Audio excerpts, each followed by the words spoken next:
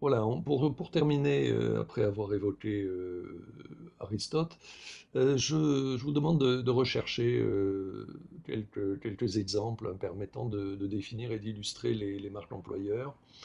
Alors des exemples autour de vous, hein. On a évoqué le groupe Bernard Ayotte, on peut sans doute évoquer d'autres groupes également. Vous pouvez rechercher sur Internet des groupes de niveau régional, national, international. Donc, simplement, ça serait intéressant que vous puissiez identifier les caractères importants, hein, des marques employeurs que vous aurez choisis, hein, et essayer de repérer euh, comment elles agissent sur le recrutement, euh, et comment elles sont, si vous pouvez le déterminer, comment elles sont fabriquées, euh, ces marques employeurs, pour s'adapter à certaines cibles. Euh, Réfléchissez aussi sur leur durabilité. Est-ce qu'elles le sont? Est-ce qu'elles peuvent l'être, etc.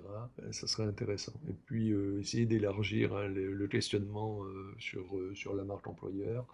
Donc, je rappelle que c'est quelque chose qui est fabriqué. C'est quelque chose qui est fabriqué selon des principes de marketing, marketing produit notamment. Ça s'inspire de la culture d'entreprise. Contrairement à la culture d'entreprise, la marque employeur, en principe, doit être manifeste, c'est-à-dire qu'on doit la repérer, elle doit se présenter comme étant une marque employeur, parce qu'elle cherche à recruter euh, sous son apparence de marque employeur. Donc c'est quelque chose qui doit normalement être facile à trouver euh, ou à identifier. Alors peut-être existera-t-il une confusion entre la marque employeur et la marque entreprise. Ça peut être souvent le cas, hein. Une marque employeur va se contenter simplement d'être une marque entreprise. Par exemple, si je m'appelle EDF, SNCF, Air France, etc., je n'ai pas besoin forcément d'une marque employeur pour me distinguer en tant que produit de la marque Air France, SNCF, EDF, Total. Vous voyez un peu l'idée. Tout simplement parce que dans ces conditions-là, la plupart de ces entreprises ayant ce type les marques que j'ai citées, commercialisent en gros un type, sinon un produit unique ou un service unique, un type de service unique. Même chose pour Google. Même s'il y a énormément de services dans le détail, d'applications, mais le type de métier, hein, de ces entreprises, par exemple le transport aérien, par exemple le transport ferroviaire, par exemple la production, transport et la distribution d'électricité. Vous voyez un peu l'idée. Donc dans ces cas-là, on doit pouvoir avoir une marque entreprise qui ressemble ou qui est la même que la marque employeur et voir si à l'intérieur de cette marque entreprise, on peut trouver des caractères d'une marque employeur.